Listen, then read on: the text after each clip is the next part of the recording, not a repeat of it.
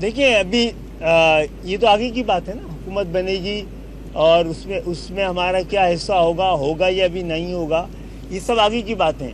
अभी तो यह बात एमक्यूएम ने तय की है कि एमक्यूएम का एक नुमाइंदा कन्वीनर से लेकर जो एक कारकुन भी इंतखाब जीता है उसको अवाम के दरमियान रहना है। हमने पहले भी बग़ैर इक़्तिदार के खिदमत करके दिखाई है, वो हम कोशिश करेंगे अपने हिस्से की तमाम ताकत लगा, अपनी अवामी ताकत के ज़रिए इन शहरों को जितना दुरुस्त किया जा सकता है उसको। जी हाँ, बिल्कुल दबाव है।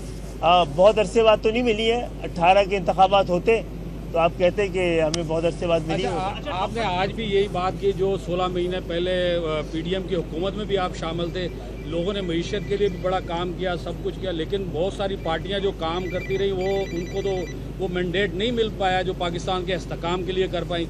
जो आज़ाद उम्मीदवार जीतने की क्या वजूहत है कि पूरे पाकिस्तान में आज़ाद उम्मीदवार जो जिताए गए हैं इस वक्त? जनाब, इसकी वजूहत यही है कि पाकिस्तान क्योंकि मुसलसल बहरान उसके माशी बहरान समेत तमाम बहरान संगीन से संगीन तक रो रहे हैं, तो जो भी आखिरी हुकूमत थी वो सारा बोझ उसके ऊपर आना ही था, उसका अगर हम हिस्सा थे तो हमारे। पीपल्स पार्टी से बात करेंगे, पीपल्स पार्टी से सियासतदान भी हैं, आप इस बात का एतराफ़ कर रहे हैं, मुश्किलात का शिकार हैं, तो क्या मुश्तरका हुकूमत आएगी जो पीडीएम का गठन है जिसमें हो? मेरा ख्याल है इसमें तो इस पे तो बैठ के भी बात होनी बाकी है ना। कुछ लोग मखलूत हुकूमत की बात कर रहे हैं, कुछ कौमी हुकूमत की बात कर रहे हैं, तो बहुत सारी चीज़ें हैं। इस पे हमारी क्योंकि बात नहीं हुई तो मैं इस पोजीशन में नहीं हूँ कि इस पे वज़ाहत कर सकूँ।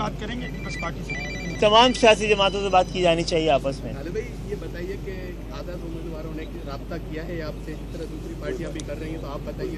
मेरे ख्याल है अभी तक तो नहीं हुआ है, लेकिन शायद हमें एक बातगश्त आ रही है कि शायद हमसे करें।